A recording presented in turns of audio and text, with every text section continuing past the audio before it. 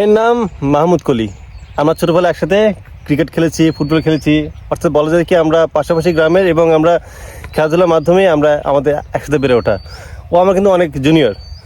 তো মাহমুদ কলি সে বর্তমানে পড়াশোনা বাদ দিয়েছে। মাহমুদ কলি, কোন ক্লাস পর্যন্ত পড়াশোনা করছিস? এসএসসি।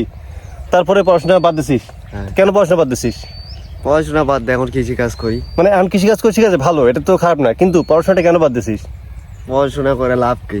আচ্ছা, তো মাহমুদ কলিকে আমি একটু আগে জিজ্ঞেস করলাম যে পড়াশোনা কেন করিস না, ও বললো যে হচ্ছে পড়াশোনা করে লাভটা কি। দেখুন, মাহমুদ কলির মতো এরকম বাংলাদেশে হাজার হাজার গ্রামে এরকম অসংখ্য শিক্ষার্থী লুকিয়ে আছে, যারা তাদের পরিবারের ঘানি টানতে বা পরিবারের জন্য বাধ্য হয়ে তারা শিক্ষাটা ত্যাগ করে, এবং এই শিক্ষাটা ত্যাগ করে তারা কৃষিকাজ করে, নাকি? এটাই তো মূলত পরিবারের জন্য তো, নাকি?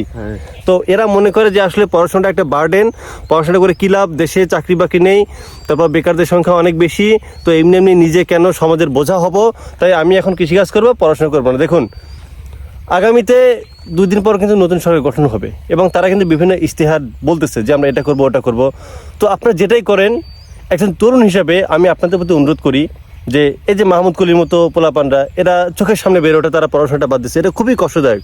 কারণ পড়াশোনা জিনিসটা কী এবং সমাজের জন্য কতটা দরকার এটা আমরা বুঝি যারা পড়াশোনাটা করি, কিন্তু এরকম শিক্ষার্থীরা যাতে ঝরে না যায়, বা তারা যেন পড়াশোনার সুযোগ পায়, এবং তারা যেন নিজেদের সমাজে বোঝা মনে না করে, বা যারা এইভাবে পড়াশোনাটা বাদ দিছে তাদেরকে যেন গ্রাম্য বা শহর অনুযায়ী বা বিভিন্নভাবে ভাগ করে যেন তাদেরকে শিক্ষার একটা মানসম্মত পরিবেশ একটা ব্যবস্থা করা যায়। অর্থাৎ যদি তাদের শিক্ষা ব্যবস্থা করা যায় তাহলে তো ভালোই, এই ঝরে পড়াটা যেন বাদ হয়, এবং যারা বা কোনোভাবে শিক্ষাটা হচ্ছে না তাদের দ্বারা, তাদেরকে যেন ব্যাংকের মাধ্যমে, কৃষি ঋণের মাধ্যমে, বা অথবা তাদের জন্য কর্মসংস্থান ব্যবস্থার মাধ্যমে তারা যেন আর্থিক কর্মসংস্থান তৈরি করার মাধ্যমে পরিবারের জন্য, নিজের জন্য ভালো কিছু যেন একটা করতে পারে, এটা হচ্ছে আগামী দিনের প্রত্যাশা। কি বলিস মাহমুদ কলি?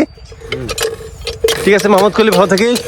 তো আগামী দিনে আমরা বিশ্বাস করি যে মাহমুদ কলির মতো শিক্ষার্থীরা যেন আর কখনো শিক্ষা ছেড়ে বা শিক্ষা বাদ দিয়ে কৃষিকাজ অবলম্বন না করে, তারা যেন শিক্ষিত হয়, শিক্ষিত হয়ে যেন কৃষিকাজ করতে পারে, এটা হচ্ছে আমাদের আগামী দিনে মূল মন্ত্র হবে। মাহমুদ কলি, ভালো থাকিস।